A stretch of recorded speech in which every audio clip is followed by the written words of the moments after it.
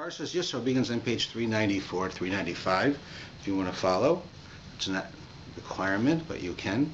And it begins, Vayishma Yisro Kohen Midyan. And Yisro, who was the priest of Midyan, he heard.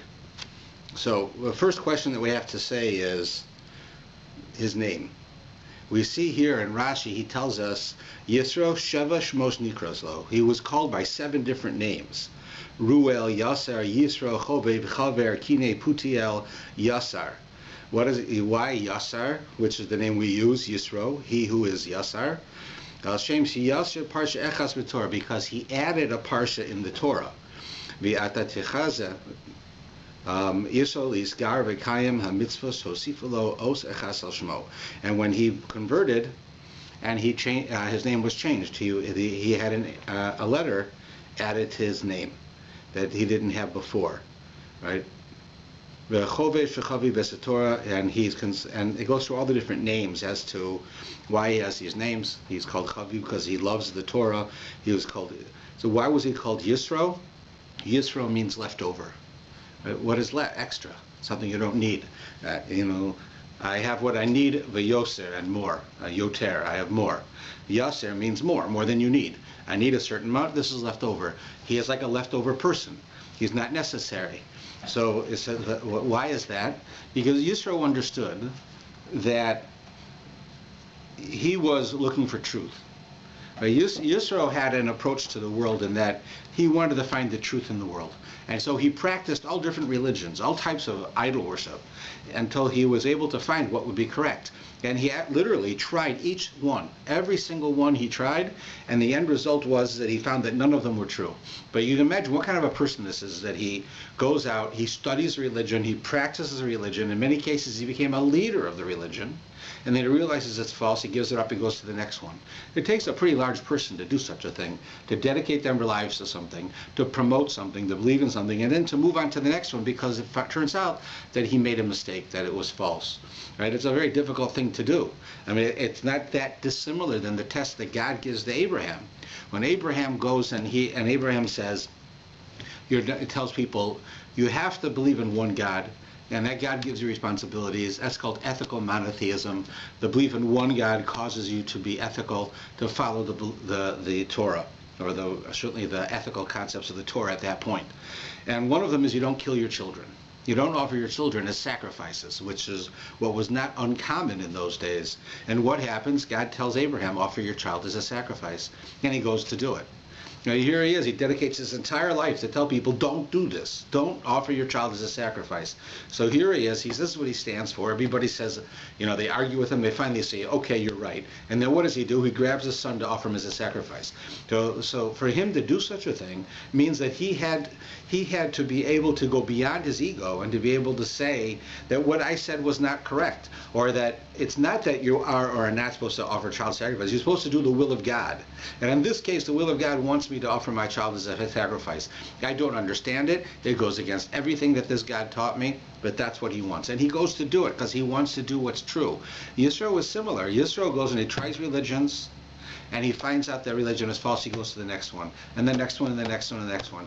At a certain point, he himself, but regardless of the rest of the world, sees him as past tense, as useless, as no longer somebody who's worthwhile, because he has so many beliefs and so many changes and going from place to place to place. He's like, we don't need such a person in the world, right? So therefore, when he finally goes to the point where he finds Torah to be true, so it says, because of him, an extra parsha was added to the Torah. Because of him, of searching for truth and finally coming up with truth, at the total expense of his reputation, of his ego, of who he was. So the Torah wants us to know this. So the Torah puts it into the Torah as if it's an extra part to the Torah, an additional part of the Torah. That is to say, it's almost like this parsha was put into the Torah simply to give us that information, and everything else was extra. Now, of course, we know that's not the case, but that's the point they're trying to make, how significant that is. That's the first thing. Then, so it says, Vayishma Yisro Kohen Midyan. That Yisro, who was the Kohen, he was the priest of Midyan, heard. It begins, Vayishma, he heard. So Rashi asks in the first Rashi, it says, Yishma Yisro, it says, Mashmu Shma V'ba. It says, what did he hear? that he listened and he came. Right? What was it? It says Yishma Yisro. Yisro heard. Yisro sitting in the country of Midian. The Jewish people are in the desert. Right? They're going to Chorev, to where the Torah is going to be given. Right? He hears something. Right? There's talk. Right? People are talking. What does he hear? So it says Kriyas Yam Suf v'Milchamas Amalek. He hears about the splitting of the Red Sea, which we read last week, and the war between the Jewish people and Amalek, which also we read about.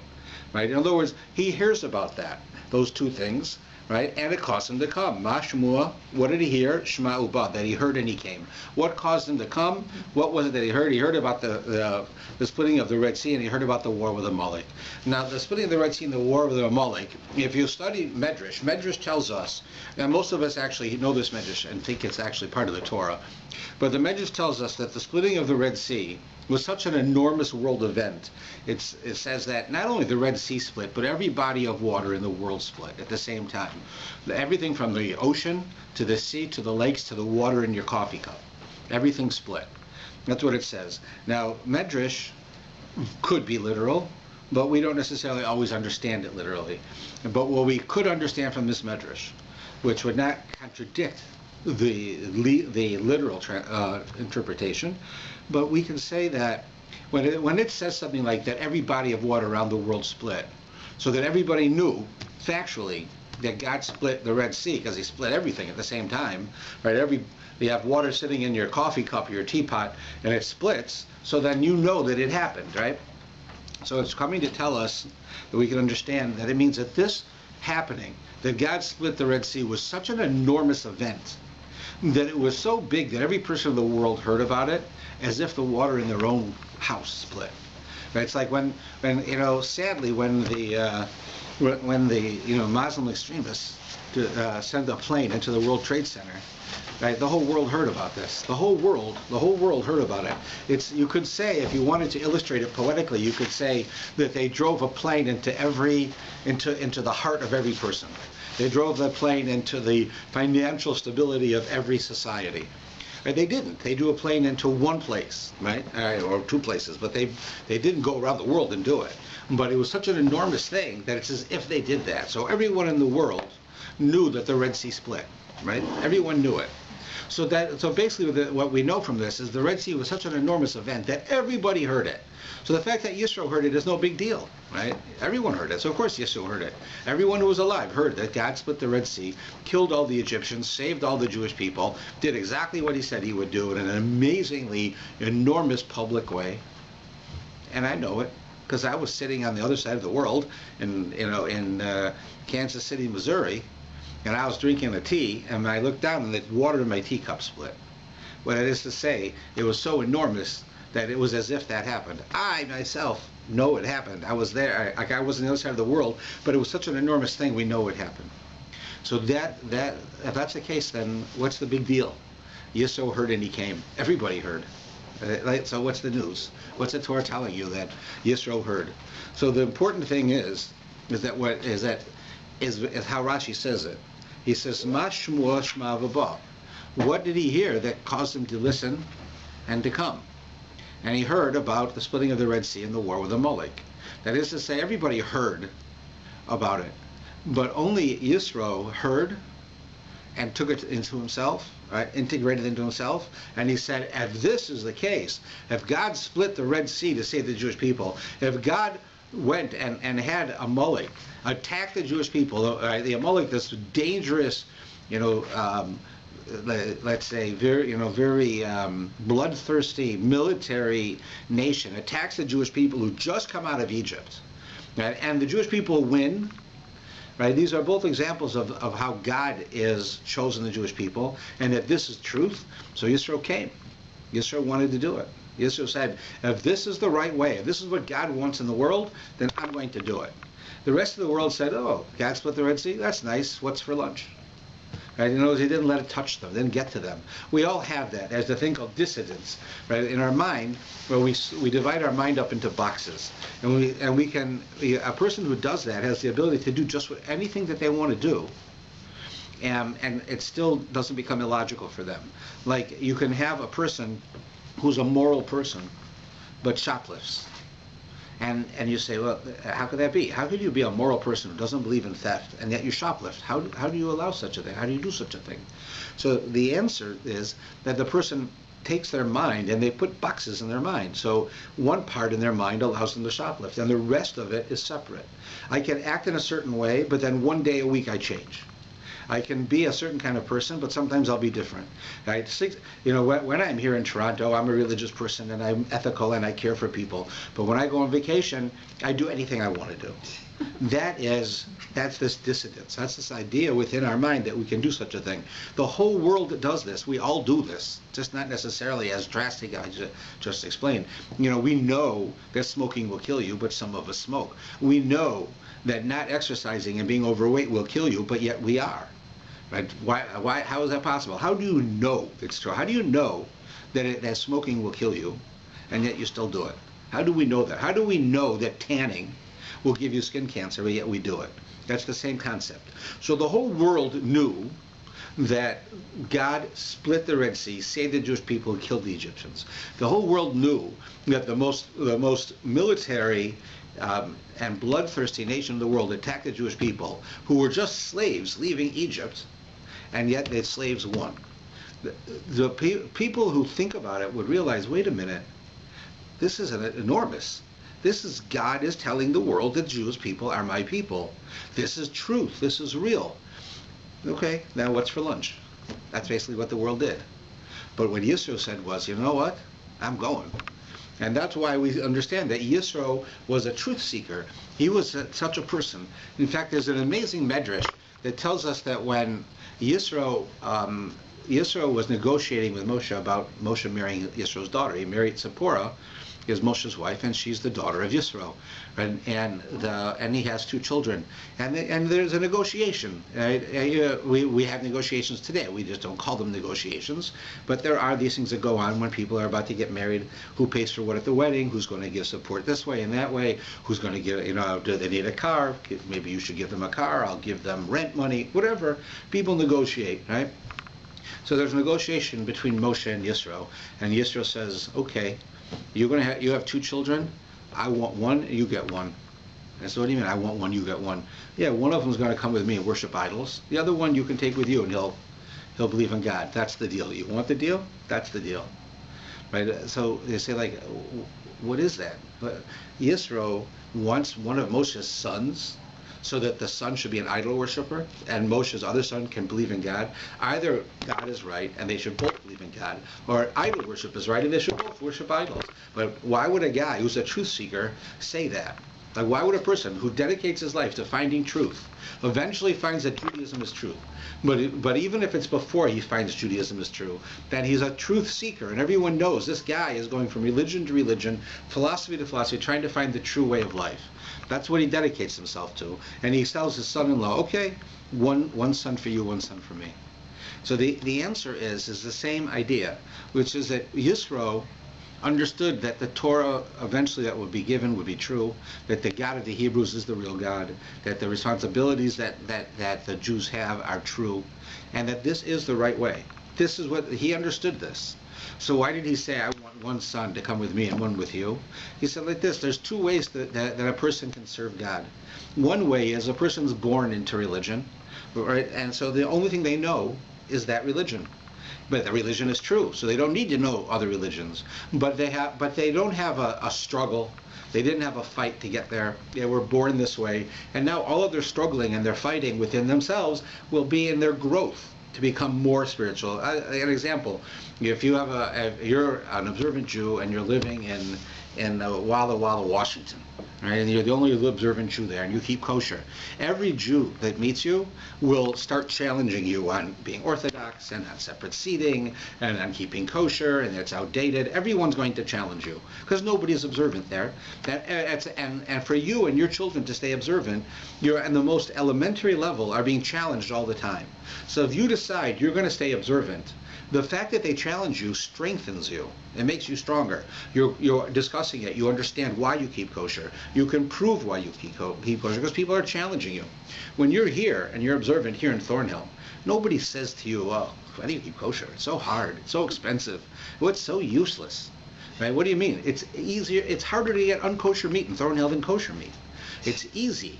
Right? It is more expensive, but not horribly more expensive. It has meaning. It has purpose. You're not losing anything.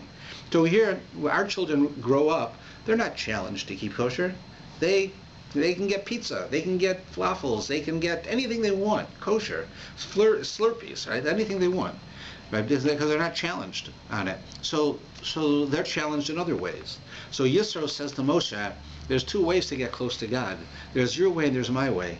You, right? You have this relationship with God. You're the leader of the Jewish people. You're the king of the Jews. You're bringing the Torah to the world. Your children are not going to have a struggle to know what's true. They know what's true. And now that they know what's true, they're going to grow in that way. On the other hand, if you give me one of your children, we're going to go and worship idols. And he's going to see that's not true. And he's going to go to another idol, and that won't be true. And another.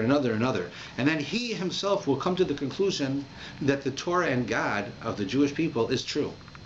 So which of the two will have a stronger foundation? Well, they both will. They're different. Right?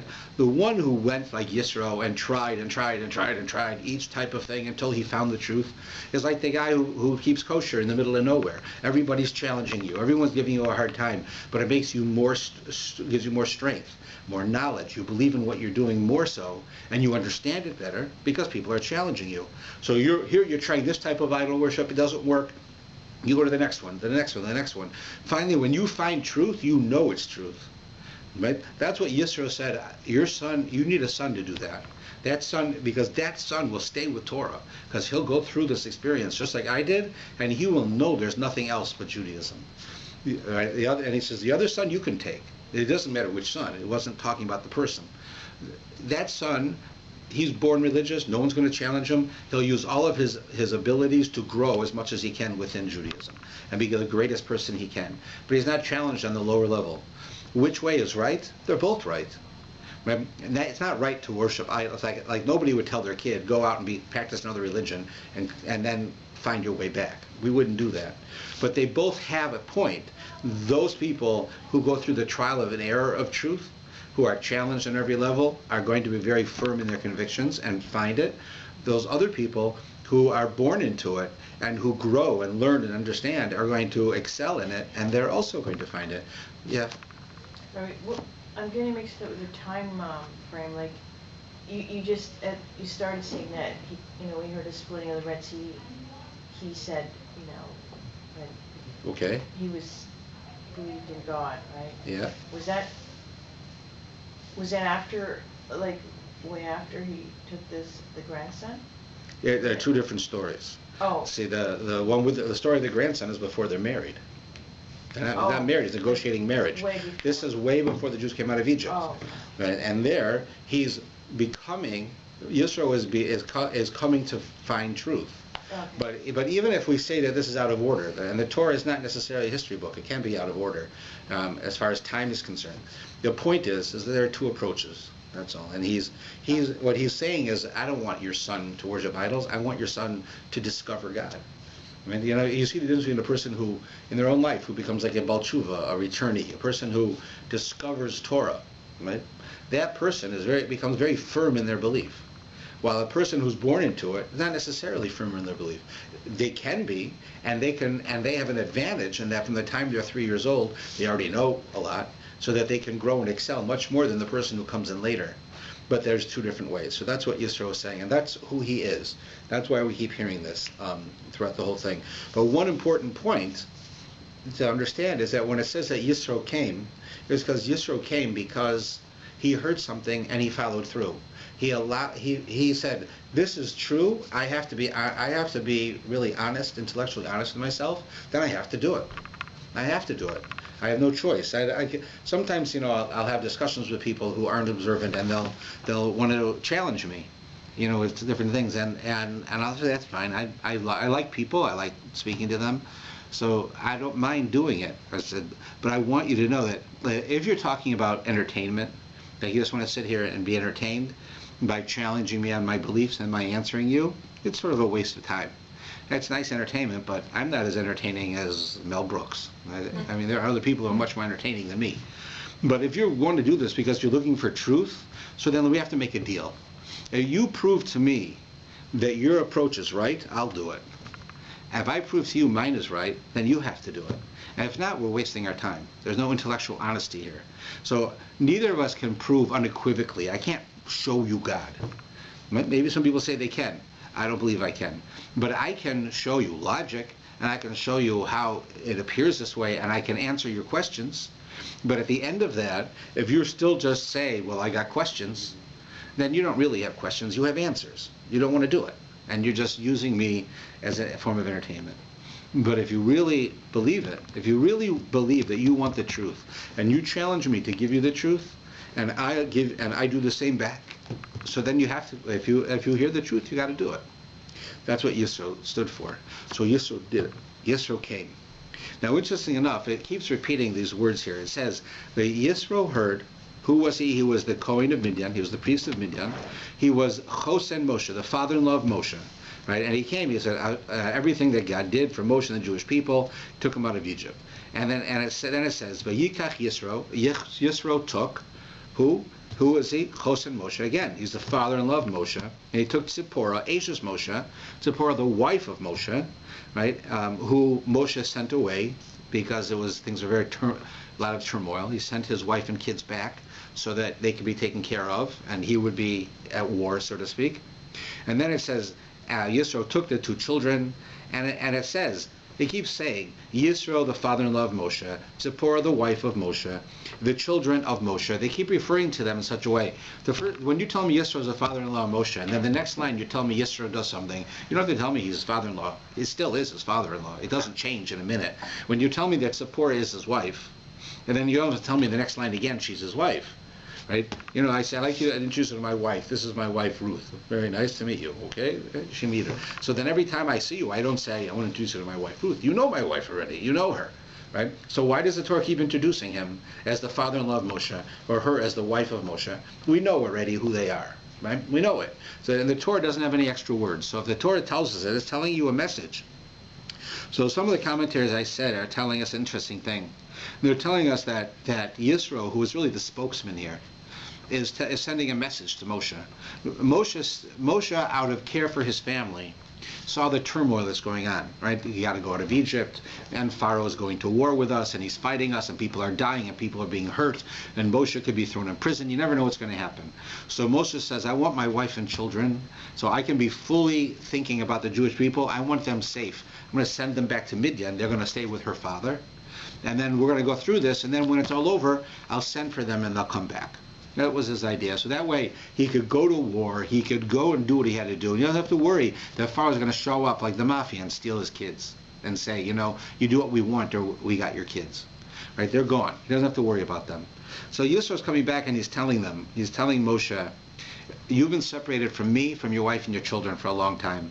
But I want you to know I am still your father-in-law, and your wife is still your wife, and your children are still your children. That is to say, that the relationship that we had, personal and on a philosophic religious level, still exists. Your wife is still your wife. She's not your wife and now my daughter again, the daughter of an idol worshiper. She's still your wife. Your children, they're not my children. I didn't make them into something different. They're your children.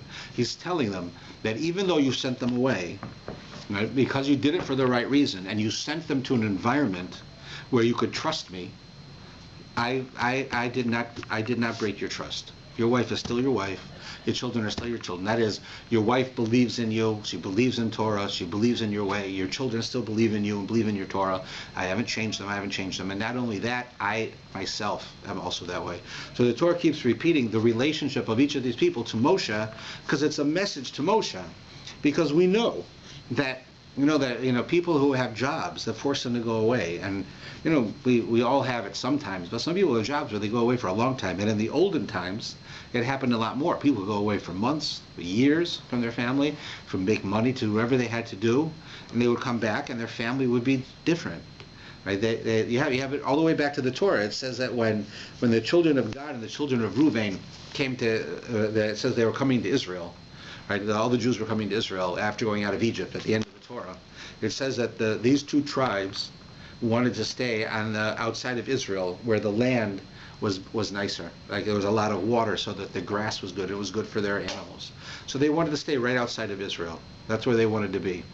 So the commentaries go through a whole thing on it, but they say that they promised, though, don't worry, when the Jewish people go to war in Israel to take the land back, we'll go with you, even though our families are back there.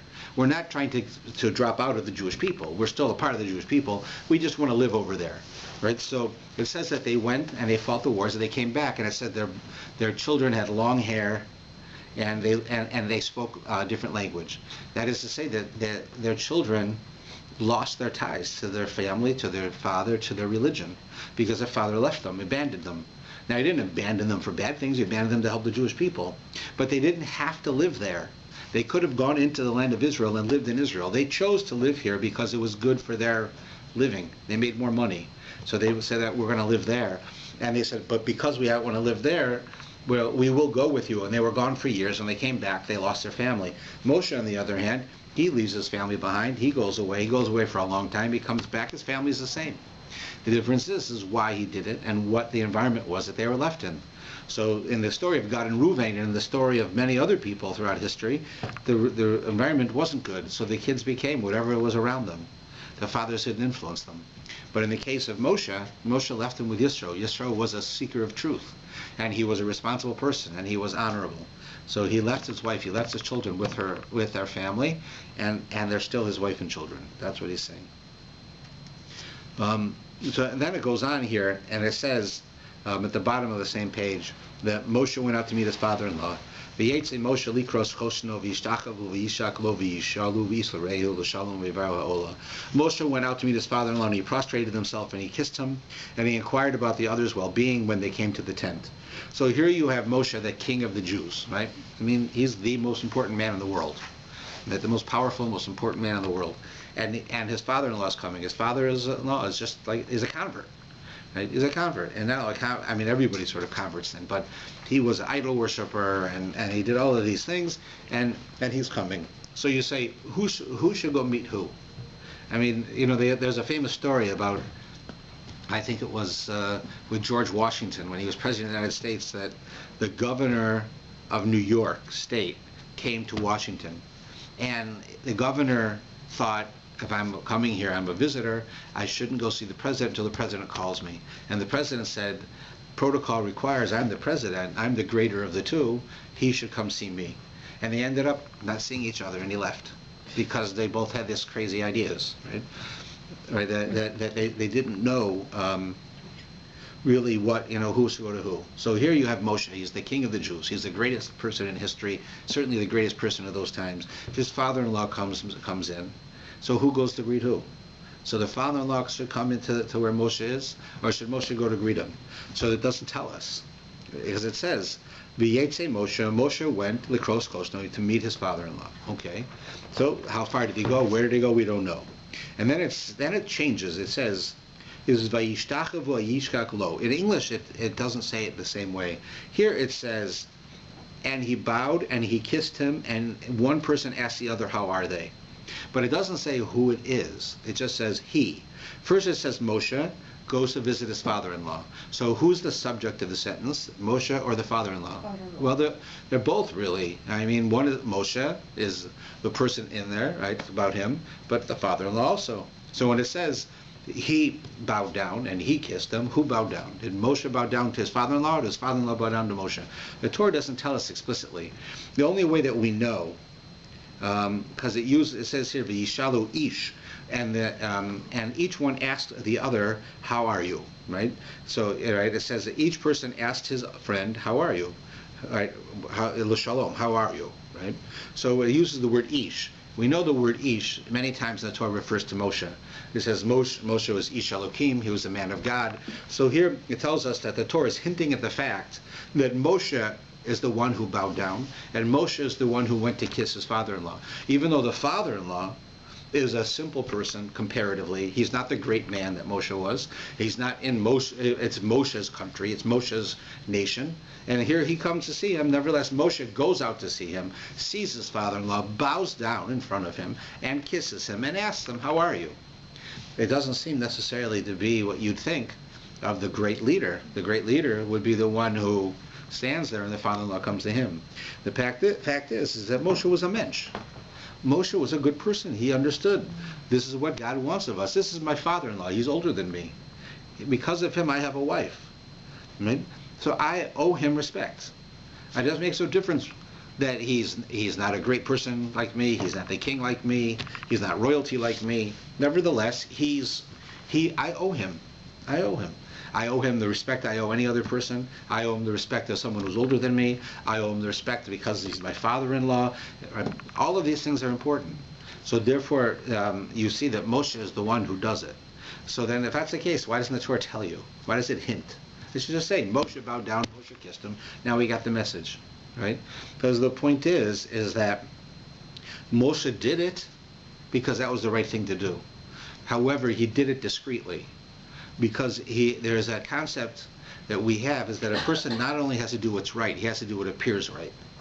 Now, I wrote about it in an article that I'm going to be publishing tomorrow, that there's an idea that we have an obligation as Jews to do the right thing. Every human being has an obligation to do the right thing, but I'm talking about the Torah itself.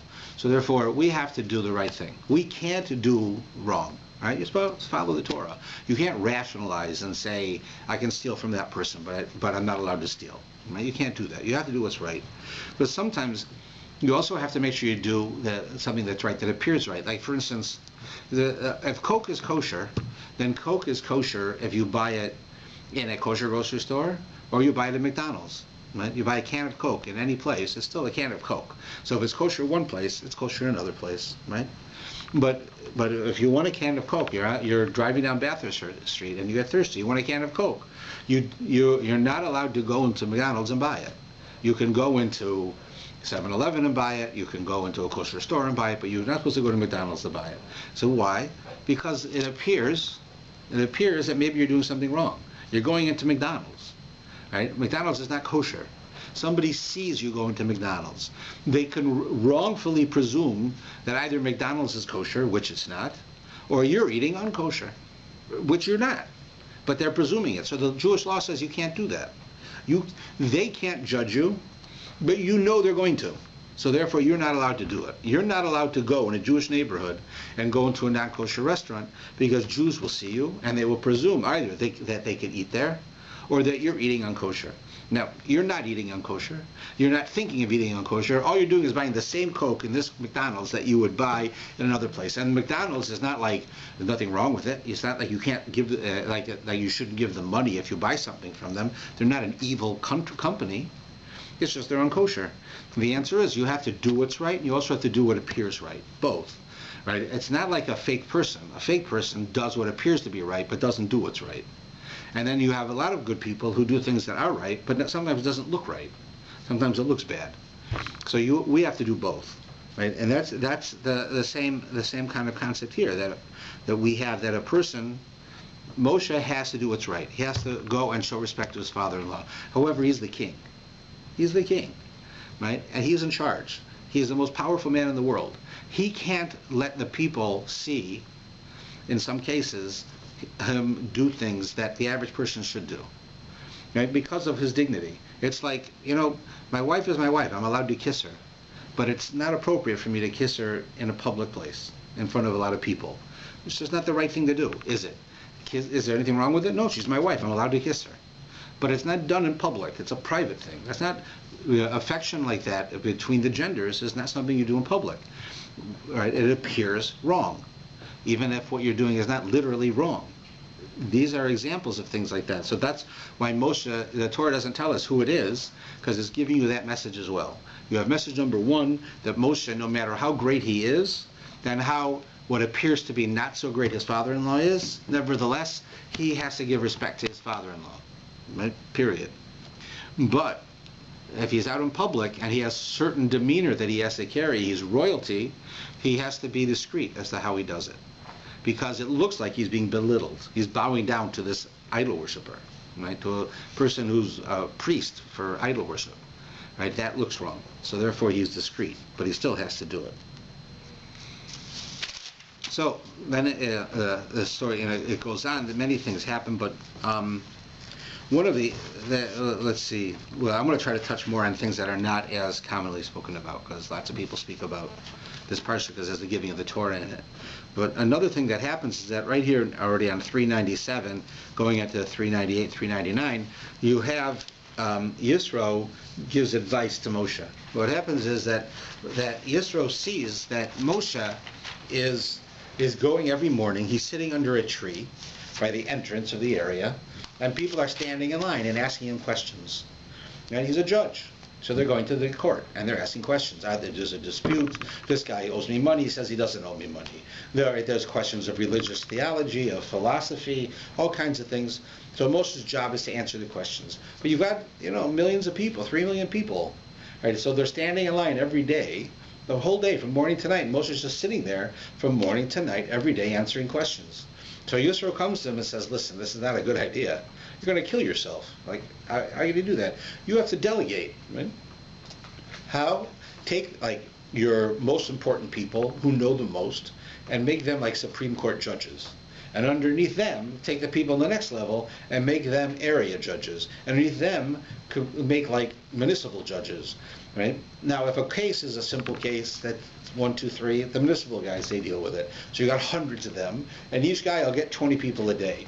From them, you're gonna find out that some of the cases are a little bit more complex. Going to take it to the next level. So they'll go to them. If it's still more complex, they'll go to the next level. That's now the Supreme Court. If the Supreme Court, the Jewish Supreme Court, can't answer the question, so they'll come to you.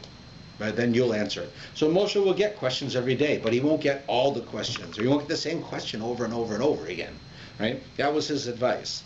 So it was good advice, and Moshe did it, and Moshe appreciated it.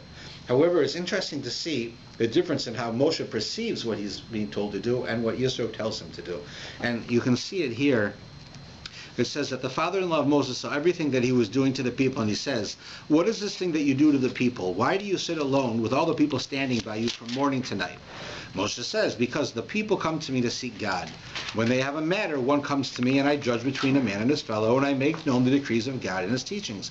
So the father-in-law says, this is what you're doing is not right. You're going to get tired, you as well as this people that is with you. For this matter is too hard for you. You will not be able to do it alone. So listen, I advise you, and may God be with you. You be a representative to God, and you convey the matters to God. You shall caution them regarding the decrees and the teachings. You shall make known to them the path, right, what they should do. And you should discern among them a people who they are, and he sets up the whole case. They shall judge the people at all times. They shall bring every major matter to you. Every minor matter they shall judge. So let's stop there. So he says, what comes to you? Every major matter, right? That's the words he uses in English. Right, and right here in the Hebrew, it says, "V'haya kol davar hagadol," everything that is big will come to you. So now, later, when he sets it up and he does it, so it says on 401 and 400, it says that Moshe listened to the voice of his father-in-law. He did everything that he said. Moshe chose men from all of Israel, appointed them heads of the people, so forth and so on. They judged the people at all times. The difficult thing they would bring to Moshe, and the minor thing they themselves would judge. So here it says, it changes the word. When Yisro said it, it says the big thing, right? The davar hagadol, the big thing will come to you. And what does Moshe do? He doesn't make the big thing come to him. He says davar hakasha, the hard thing comes to him. He changes it, right? Now you want to say it's interchangeable. Anything that's big is hard. Anything that's small is easy, right? But it's not the case. Big means if you have a case between, Apple computers, right, and us. Right? That's a big one because there's a lot of money involved. Then you have an argument between a guy and his wife. It's a small thing. Right? It's like what's the big deal like between the two of them, right? Or one guy says he stole my lunch money, $5, right? That's a small thing. So Moshe's the difference is that Yisro is saying something that's big, it's important. That's got money. It's got famous people. You got to deal with that, right? Moshe said, no, that's not how I understand it. I'll deal with the hard things, the difficult things. Nobody knows the answer, so I'll give the answer. That is the search for knowledge of what God says about something. There is no important and not important. Everything is important.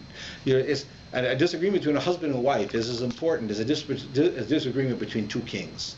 A husband and a wife are a husband and a wife, and their marriage is important to them, and their lives are important to them. Two kings are important to themselves too. The fact that kings have lots of money and there's a lot of money at stake here That doesn't make it any more difficult than in another case. It makes it bigger, but not more difficult. So Yitro looks at it through secular eyes, through non-Jewish eyes, and he says, you take the big ones, right? Get the big cases, the O.J. Simpsons and the celebrities, you do those, and let the other guys do the other cases. So Moshe says, yeah, good idea. So he goes, he sets it all up, and he doesn't even understand what his father-in-law is saying to him. He says, okay, I did it. All of the hard things I'm doing, all the easy things other people are doing, it was very, very different. What he means is, it's nothing to do with how important the people are, how much money's involved. If it's intricate and difficult, I'll do it. If it's not intricate and difficult, the other people will do it. So you see the difference in how their approach was.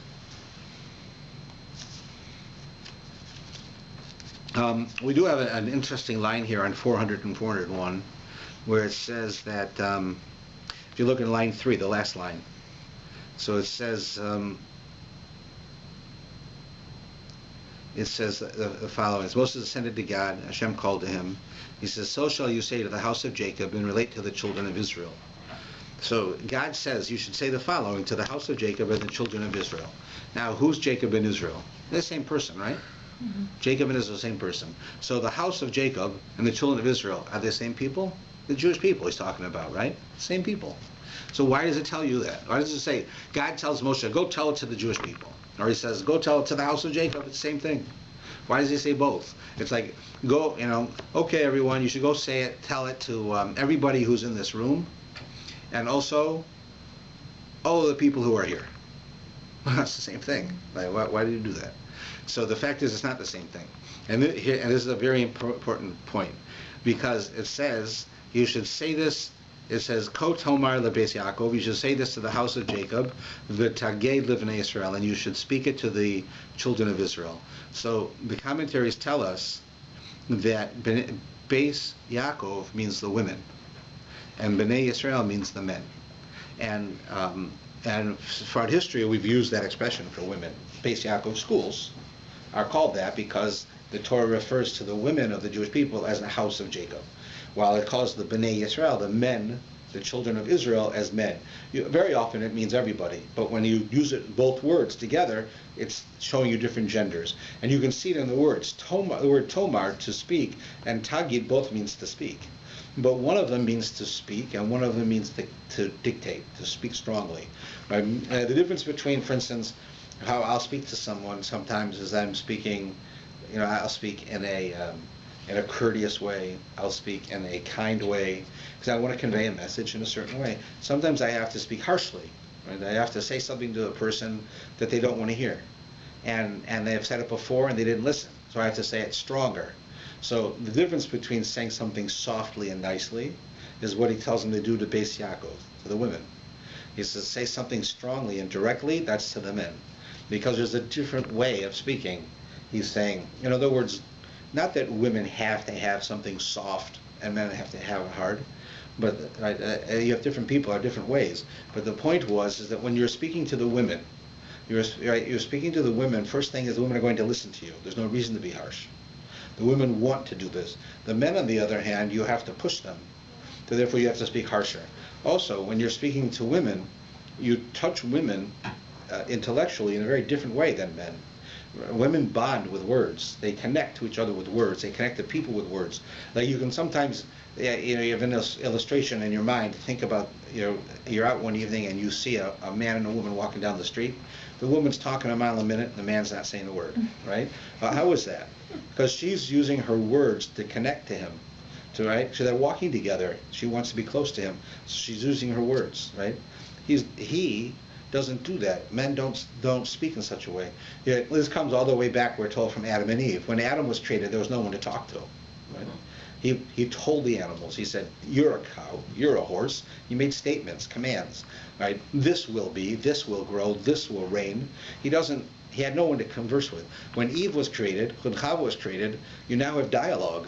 You have a woman who can talk to a man, right? You have a man who can talk to a woman, because they can talk to each other. So therefore, the woman, when the creation of woman created conversation, it was created with her. And therefore, we understand that the woman has this ability to be able to connect in a more primal way with words than a man does. So therefore, when the Torah tells us here, you should speak to Beis Yaakov, it's telling you, speak normally to the women. The women relate that way. They talk. They'll talk to you. They'll use their words to understand you better. They'll hear the tone of voice will be important to them. How you speak means something to them. The men, they just want the information. You know, if you're going to yell at them, you can yell at them. Just tell them the facts. They're not listening to your tone of voice. They're listening to what you're saying, your dictation, your statement. So them you can speak more harshly. Maybe you need to speak more harshly. Maybe with women you don't need to speak more harshly. But they're showing you a difference, and that's why the words are like that. It's coming to tell you that they were two separate. They were separated in such a way between the men and the women. Okay, now, of course, you know, we have the whole story of what happens when Moshe goes up on the mountain and we receive the Torah, and we have also the Ten Commandments. So let's talk about the Ten Commandments a minute before our time totally runs out, which will soon. You know, at one time in history, the recitation of the Ten Commandments was a part of the prayer service. Like in the morning, when we pray, besides actual prayers, we make statements. Shema, for instance, is not a prayer, it's a statement. It's a declaration. I believe in one God, and it's the God of the Jewish people. That's what I'm saying with the Shema. I'm not saying, please God give me money, please God give me health. That's not what Shema is. Shema is a statement. I believe in this. The silent prayer, or the Shemona Esrei, that is requests. Those are prayers. But within the prayer service, you have statements, you have prayers, you have acknowledgments, you have declarations, you have all types of things within the prayer service. One of those things was, for a long time, the Ten Commandments. The Ten Commandments were put in there because there's certainly something special about them. There are those who say that you can learn from the Ten Commandments all of the commandments of the Torah. But there's something special about it, and that God said those specifically at that time. He said some of them to the Jewish people, some of them just to Moshe, but there is certainly something significant. He gave them, right, on a block. He gave it to them to carry down. So there's something special about these commandments, a little bit different than the rest of them.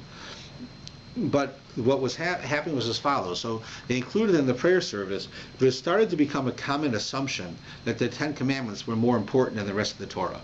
And you hear that from people. People say, you know, I'm not religious, but I keep the Ten Commandments. When someone says that, they're foolish, because it's not possible. You can't keep the Ten. How do you keep Shabbos if you don't believe in it? You don't keep Shabbos if you don't keep Shabbos, right? If you keep Shabbos, you're pretty much religious. So if you tell me I'm not religious but I keep the Ten Commandments, you don't know what the Ten Commandments are. You probably haven't read them. So it means that what the person's really saying is I'm an ethical person. Okay, that's a good thing. I don't discount that. But that's not what it means. But there was certainly a feeling that was starting to come out that the Ten Commandments were more significant and more important than the rest of the Torah. And other religions do seem to say that. But we don't. We don't believe that the Ten Commandments are more important than the rest of the Torah. They're all God's will, all God's words. There's something significant about them as to why they were given in this way, but they're not more important. In fact, many synagogues, including ours, have the norm that when you read the Ten Commandments, you ask everyone to stand up. Right, during the Torah reading this week, you ask them to stand up. If you normally stand during the Torah reading, fine. But if you sit in the Torah reading, which are different customs, they ask at this point to stand up. So they're saying that the Ten Commandments are significant enough that you should stand when you hear them, but the rest of the Torah is not. Right? So that's because there is something special. But the Rambam, Maimonides, he says you're not allowed to do that. Because he says that people get the wrong information. They think the Ten Commandments are more important than the rest of the Torah. Therefore, if you stand for the Ten Commandments, people are going to say that it is more important. The rest of it is not so important. So, and that's not true. So the Rambam says you're not allowed to do that. That's his opinion. And therefore, the people who follow his opinion will not stand at that point because they don't want to give that impression. And that's why the Ten Commandments were taken out of the prayer service. Because people started to misunderstand why it was there and would treat them differently.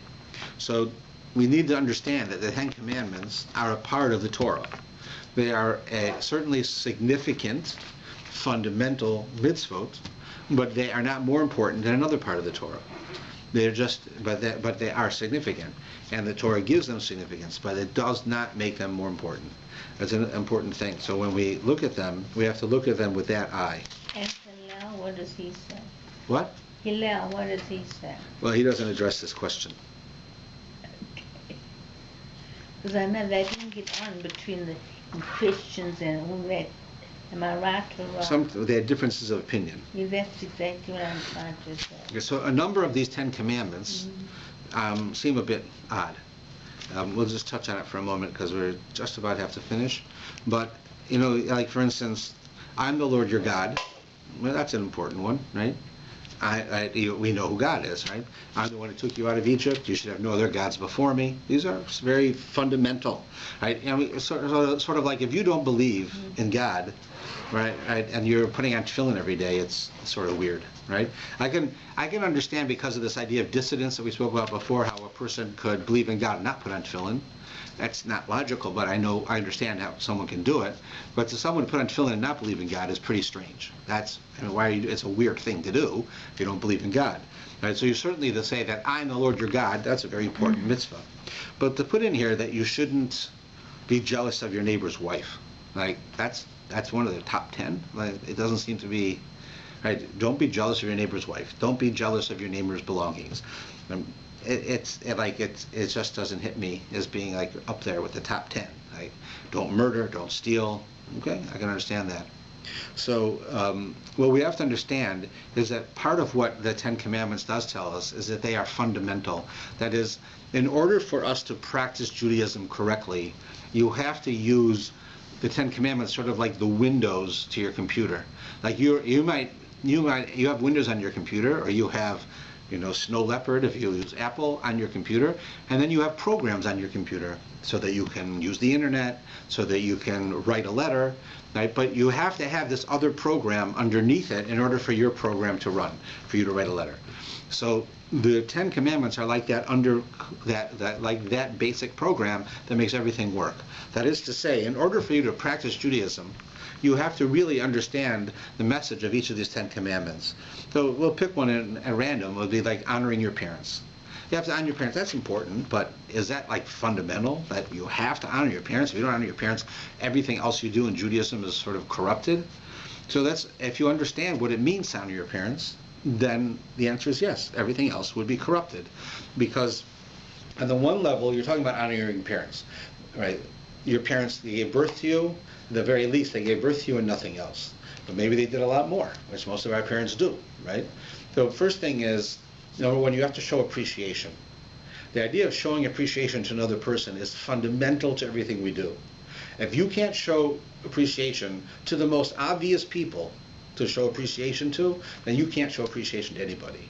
If you can't appreciate that your parents gave you life and then anything else that they did beyond that, then you certainly can't appreciate when somebody helps you with something, right? When somebody goes out of their way for you. The idea of appreciation, what we call hakaras hatov, recognizing the good that someone does for you, is fundamental. That's the basis of everything, right? God took us out of Egypt. He took us out of Egypt. We love that God did that. We thank God for that. God takes care of us. He gives us life. We thank Him for that. Our parents give us life. We thank them. Our parents gave us food. We thank them. A person does something for us. We thank them. We have to show appreciation. So the answer is that if you truly understand each of these 10 Commandments, they're not more important than the rest of the Torah, but they are fundamental to our being able to perform the rest of the Torah. So you have to believe in God. I am the Lord your God. That's the first one. You have to give respect to your parents. So yes, the mitzvah itself is important, but it teaches you the idea of acknowledging good that people do and saying thank you. And if you can show that I'm not the master of my own destiny. I am not in charge of everything. I'm not self-made. I need somebody else to help me. People help me. People have helped me. People have given me opportunities. People have gone out of their way for me. I have to show appreciation for that. If you do that, then the rest of the Torah you can do. If you don't do that, the rest of the Torah becomes corrupted. It doesn't work right. Because you're not you don't have the basic feeling of appreciation, and so much of the Torah is dependent on that. So that just shows you. So as you go through on Shabbos and you read through the 10 Commandments, you think of them in light of what is the basic idea. You shouldn't murder, right? That's pretty easy to see. If you're prepared to kill another person who's made in the image of God, to take away their life, and then that shows you a lack in the fundamental foundation of everything else. If you're prepared to murder someone, but you are also going to put on tefillin, something's screwy. You got a screw loose. Like, there's something wrong.